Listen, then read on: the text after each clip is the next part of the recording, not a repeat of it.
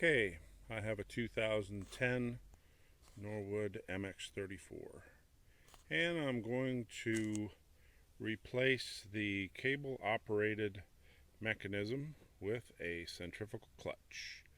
So the first item I'm going to do is to remove the belt, the pulley, this idler pulley, and this mechanism down here and the cable. Everything is off. It says to take the belt guide brackets off. There's a bracket behind there. It may end up being re-secured when I'm done. And of course all the mechanism here for the blade brake and the cable have all been removed. Pulleys off. We'll do a little polishing up and then start the installation of the new kit. First thing they tell us to do is to mount this adjusting bracket here, and to make sure that obviously these pulleys, the drive pulley here and this tensioning pulley, they line up. So in order to do that, I put a straight edge across my wheel and took a measurement from roughly the center to the edge so that I could make sure I'm lined up, because you can't see down there. The problem I had is that this is the new bushing that they give you, which is about 5/8 of an inch. This is the old one that came off, and in order to make my adjustment there, I needed a 1/2 inch. They send in the kit 6 of these nice little washers. However, when you stack them all together, they won't give you the 1/2 inch. So in order to get my 1/2 inch there, I actually used the locking collar from the old tensioner and put it behind there, adjusted it up, took my measurements. It's right on.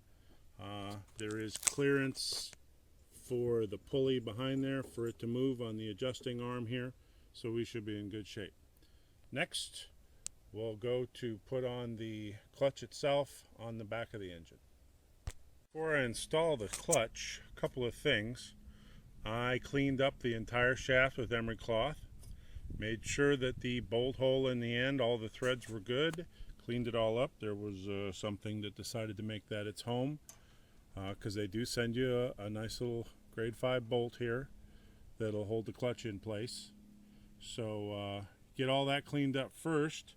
I left my adjusting straight edge here, because what will happen is that we're going to take the clutch assembly, I can hold it up here, and we're going to put the clutch assembly on with the cotter key, put the clutch assembly on, and then we're going to want to make sure that these belts all line up, and the best way to do that is with my straight edge here. I can put it up there and make sure that my measurements are correct here to my straight edge. So we'll finish that up. Okay, so I've got it installed, slid in place, keyway in place. What you're supposed to do is take this washer and this fine threaded bolt and tighten it up in there. So it looks like we're going to have to, come up with a different mechanism to put a washer inside here to get that to tighten up. So let's do some looking in the bolt bin. So I found a washer that fit in there nice and tight. And of course it's a little bigger.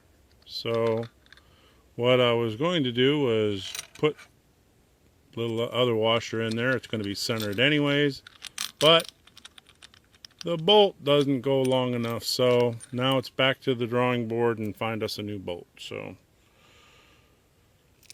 let's see what we can come up with next. I got it all together, got a bolt in the center, got everything lined up, put my original belt back on. It's quite snug, so I've got to do some adjusting here. But according to my measurements, I may be a little bit short here in getting the idler pulley into the center of the belt. So I'm going to take it off and put that spacer on they sent, the 5/8 spacer, and see if that lines it up a little bit better.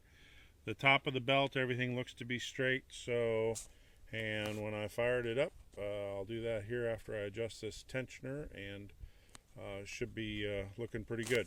One of the things they don't mention is whether I should put bolts back in here and down here.